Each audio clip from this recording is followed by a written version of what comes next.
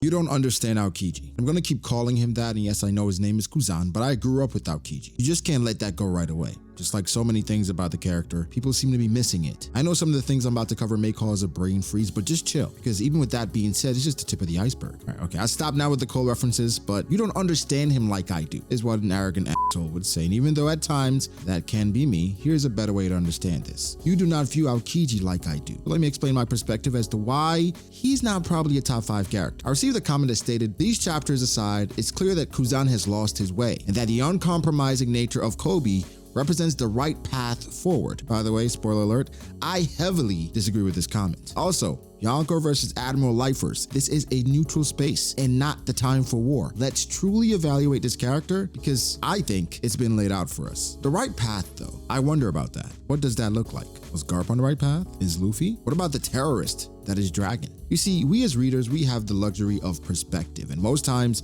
we disregard nuance and logic. But let's apply it. The fact this thinking about the right path. In our world, right, the world government would be, in my case, the United States government. And yes, there's so many things you could criticize the government for, but they are the good guys of this story, to some. Then we have others attempting to overthrow this entity, not amicably, through hostile means like Dragon. Then you have outlaws, Robin Hoods, who occasionally help people that are tied to their interests. And those are the pirates, who are the good guys in our story of One Piece. But again, the question remains, what is the correct path? Is it the form of a thin, icy line with no destination in sight? Or let me answer it for you. There's literally no correct path in One Piece. They're just paths. And whomever walk on these paths, they're going to justify their route. This isn't a one-to-one, but Oda somewhat dispelled that notion in a different way when he presented 3 paths to leave Wano. Kid went to Shanks, Law went to Blackbeard, and Luffy went to Egghead. Kid was eradicated, Law lost his crew, and Luffy, well, he's facing the largest fleet assembled yet in the story. Again, they're all paths. The difference is the thing on the other side of these paths aren't subjective, and that's consequences. They are what they are. Which brings us right back to the 3 paths of Garp, Kuzan, and Koby. These are brilliant case studies, as one would think each Marine had a similar start. I want to be a Marine and make the world a better place by doing the right thing. So then I'm going to join the quote-unquote good guys, but we the audience, blessed with perspective, we understand that they are crooked as well. From this path, you grow and learn things, and they alter and they change how you proceed, and then that's your form of justice. Garp has always been straightforward and unrelenting. We've received nuance in recent chapters, but it is still pretty unrelenting regardless of who likes it. The goal is the future, and even then, I'm sure he's changed over time. You see, we now know Garp did not really care to have an apprentice. Aokiji had to prove his worth, which probably led to Garp altering his views on rearing the future of Marines, understanding actions and their impact. There's no coincidence his attacks are all revolving around impact because that's how he views life. He's heavy-handed or fisted and headstrong. Receive it how you like, but he is who he is. But after Aokiji and seeing that he basically reared a Navy admiral, the impact was then taking shape. The sheer forming of the sword organization more than likely was based on Garp's actions and impact. A strong Marine who did what he wanted, when he wanted, irregardless of the rules and repercussions, because to him, he was helping people. See, that's what it is right there. The world isn't about factions, pirates, Marines, revolutionaries. It's about people. Are you a good person or not? Koby's sense of justice became apparent to most, and that is undoubtedly honest justice. So let's examine. If you want to call Garp impact justice, Aokiji lazy justice, and Koby honest justice, today we focus on Kuzan because we have an idea who Aokiji is, but who is Kuzan? Also, Aokiji means blue pheasant. As an admiral, that's what he represented, for people that still probably didn't know. But now, I think the recent chapters provide but a glimpse into who Aokiji is, and this is a transformation, also a process for him. You may or may not have noticed, but Aokiji was there as well when Garp was talking to Koby and the others about the future of the Marines. I'm sure he's heard that a ton, and later on, I'll show you just how much he appreciated Garp's impact and how much Garp has impacted Aokiji, who he is as a Marine and a person. But one thing I need to make you guys aware of is that Aokiji, upon joining the Marines, was never the enthusiast that we know Koby to be. He told Smoker that he never viewed the world government as the end-all be-all. However, he joined and was ambitious enough to request to be trained by Garp. Some may know this, but Kuzan was not always lazy justice. At one point, believe it or not, Aokiji's justice used to be burning or fired up until, well, things got burned and fired up by Sakazuki. All right, come on, there's no way this is too soon. It was so long ago. Either way, this changed Aokiji forever. So much so that his sense of justice changed. But let's look at the man because it's all about people, right? In the midst of Aokiji upholding the law versus Saul, he specifies that he would never go as far as Akainu and was noticeably bothered by the civilian ship being destroyed. For the longest, we thought previously that he killed Saul, but now with new information, it seems like he showed mercy and froze Saul in a time capsule to allow him to live, or at least give him the opportunity. He then tells Robin that sometimes justice can turn people mad and that he was going to let her go. He then lets her know that she should be grateful to have life, even though a grudge is fitting. He finally says to her that he was not her ally, and that if she attempted anything, he would be the foe to come after her first. This moment with Robin may seem small to some, but to me, it speaks volumes as to who he is as a man and who has taken heed to Garp's word an unparalleled amount, because he also believes in the future. Like Shanks, he doesn't believe in plucking the flowers before they sprout, but letting them grow. Funny enough, the chapter in which he lets Robin leave is titled In Hopes of Reaching the Future. He was always the embodiment of Garp's message. We all remember what happened prior to Water 7, in which Aokiji speared Robin and the Straw Hats again, but let's focus on post Enies Lobby. Aokiji tells Robin that he was carrying on Saul's will by letting her live, and that Enies Lobby was supposed to be where it ended for Ohara, meaning her. But he was still on the fence about whether or not Saul should have let her live. He then said to her again, live out her life and prove it to him.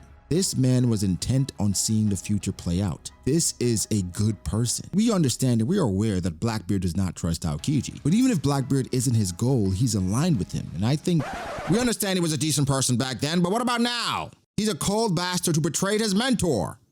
Did he? Kuzan in the midst of Marineford spared Luffy several times for Garp. But further than that, he was so disgusted with Akainu and the type of person he was and the justice he believed in, he set a precedent by literally fighting him due to how adamant he was about not being a part of the Navy led by that man. He risked his life for that belief. Ultimately, he lost and he became affiliated with Blackbeard, but we have to realize we were wrong. Now, I know you're probably saying, no, Bracco, you were wrong. But most of us, if not all, felt that Kuzan was definitely going after Blackbeard when he left the Navy. Oda even sold that to us in Dressrosa through Blackbeard saying he did not trust Aokiji. These events, the mention of Garp in Marineford, showing his love for Garp in episode 0, leads to this culmination in the Egghead arc in Hachinosu. Garp's and Aokiji's interactions were nothing but sad, for me, as these two have been affiliated, if not friends, for almost 30 years. Kuzan even confirms what we picked up about Garp being an unrelenting and a straight shooter by saying he's always said whatever came to his mind. Garp then urges Aokiji to come back to the Navy. Now why? Because that's his view and that's what he thinks is best. I'm sure he tried to get Dragon there, he tried to get Luffy there and Ace, but for Garp, everyone around him views things differently. And now it's rearing its ugly head again in the form of Aokiji. This thing called justice changes its shape depending on where you stand. Aokiji once said that, and this was no coincidence. Kuzan then lays out Garp's options, which are to kill his apprentice, to save his protege, or I guess that's one option, which made it clear that Aokiji knew what Garp's goal was, as he was a follower and was raised in this way of thinking. He knew that Garp was always there to save Kobe, regardless of how he felt about himself. But face to face with your mentor brings a lot of emotions, and dare I say it, apprehension. We were once told by the great Silvers Rayleigh that no hesitation and no doubt is strength, and Garp reaffirms that by stating that wavering is a sign of weakness. Because, well, Kuzan was wavering. He was asking Garp what he would be willing to do, but at the same time, asking himself what he himself would be willing to do. You see, the thing is, at this point, Kuzan isn't wavering on his sense of justice or the side he's on. No, he's wavering on whether or not he wants to hurt his mentor. If he wants to hurt Garp, the man that taught him everything. You see, we're aware that Blackbeard does not trust Aokiji, but even if Blackbeard isn't his goal, he's aligned with him. I think to take down the powers that be, which are the Celestial Dragons. But to do so, he would need to be truly aligned, or at least seem that way. There's no way you could allow Kobe to escape and also Garp. During these exchanges between Aokiji and Garp, there isn't one time he goes after anyone other than Garp. He could be cheap and go after the others. He could be cheap and freeze everything in sight. But just like Garp, he understands that the future is important. Aokiji was pretty much sandbagging the entire scuffle as he wasn't sure about hurting his mentor. Even down to his fighting style, he altered it to have the men speak with their fists because to him, this is still Garp-san. Pay attention to Garp after they punch each other. It's almost one of realization because Kuzan has made his decision, and it wasn't just now. Oda back in Punk Hazard used Doflamingo to say that Kuzan looks like a man with his mind made up, which shows that he already decided what he needed to do.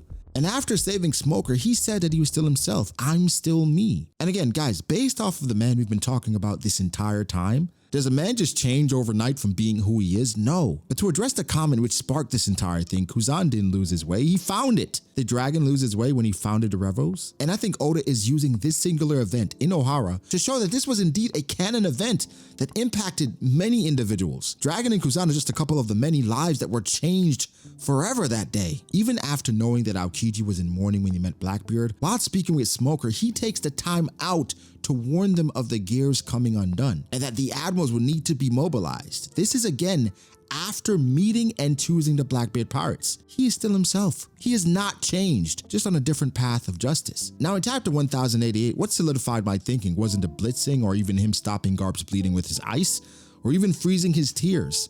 It was Garp's words. All of you are the future of the Navy. He was not leaving out his senior apprentice, as those fists of love clashed, and he understood immediately. Aokiji and Kuzan aren't different people. They're one and the same, just on different paths.